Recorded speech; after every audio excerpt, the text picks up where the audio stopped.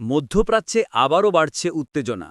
Iran এখন গড়ছে অন্তত ৬টি বিশাল মিসাইল সিটি, যা সম্পূর্ণ হলে দেশটির আক্রমণ ক্ষমতা ৩ গুণ পর্যন্ত বেড়ে যাবে।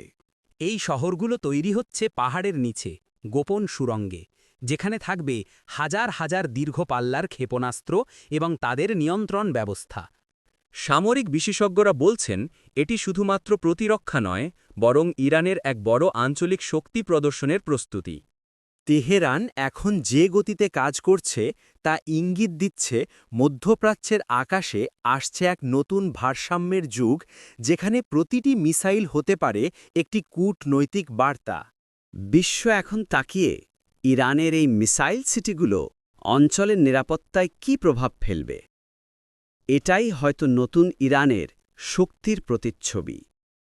নিউজ আরব এশিয়া, ঢাকা।